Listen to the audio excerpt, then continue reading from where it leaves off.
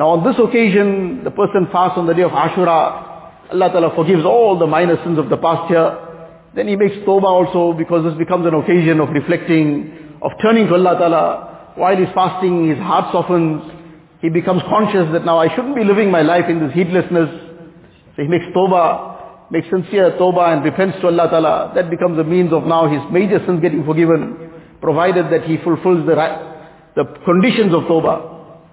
So mashallah, one is these great virtues that have been mentioned, for example, this virtue. Then likewise in the Hadith Sharif it is mentioned that the person who is generous upon his family on the day of Ashura, وَسَّعَ اللَّهُ عَلَيْهِ سَائِرَ السَّنَةِ, Allah Ta'ala will be generous upon him throughout the year. Just as a note of clarification, many people every year this question keeps coming up, that now when is a person supposed to now conduct this feeding his family, etc., spending on them generously? Is it now on the 9th, on the 10th, or the 11th, or when it starts and when it finishes off? And when does he have to buy the things that he wants to spend on his family? So the day of Ashura in the lunar calendar, the Islamic calendar, the day starts at the time of Maghrib. Shawwal, the first of Shawwal, when the moon is sighted, it's sighted after Maghrib time, the moon is sighted. So the Shawwal day, first of Shawwal starts at that time. So the 10th of Ashura starts from Maghrib. So in our case now, on Saturday, Maghrib will be the 10th of Ashura. It'll start off at Maghrib and continue till the next day, Maghrib. So it is meant to be the spending on one's family, meaning, for example, now a person prepared a better meal. So it is to be spent on that day to the family. Doesn't mean that the person has to go and purchase the items at that time. He could have purchased items yesterday. The issue is spending it on his family, not spending it at the shop. He spent it at the shop and brought whatever he brought, that's fine. He hasn't yet spent it on his family. That's still his. So it's a very simple thing. People become so anxious about this, because especially here the virtue is a very, very great virtue. Compared to rewards in the akhirat, this is right here in dunya. All the barakat will come now. So therefore this, you say, is never to be missed.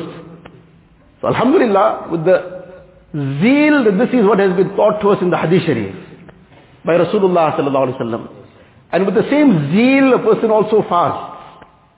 With the same zeal he does all the other amal.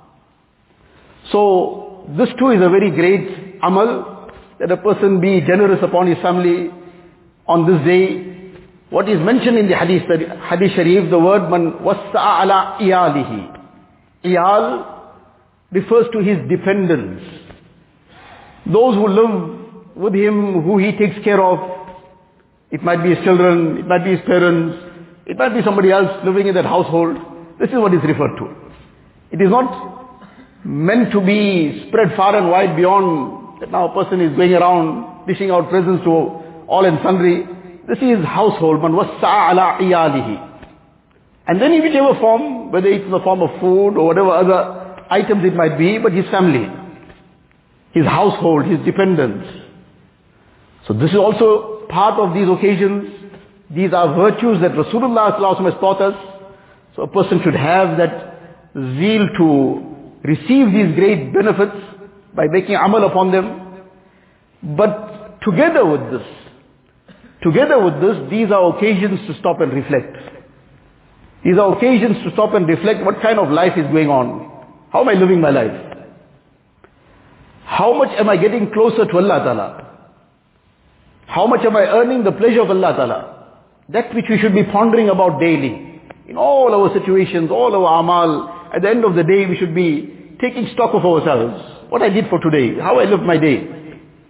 How much did I do which can be presented to Allah Ta'ala? With all its weaknesses, but it was something Allah Ta'ala ordered how I should do it, what I should do. And how much I did which Allah Ta'ala forbade. So let me make tawbah from that. Let me make istighfar.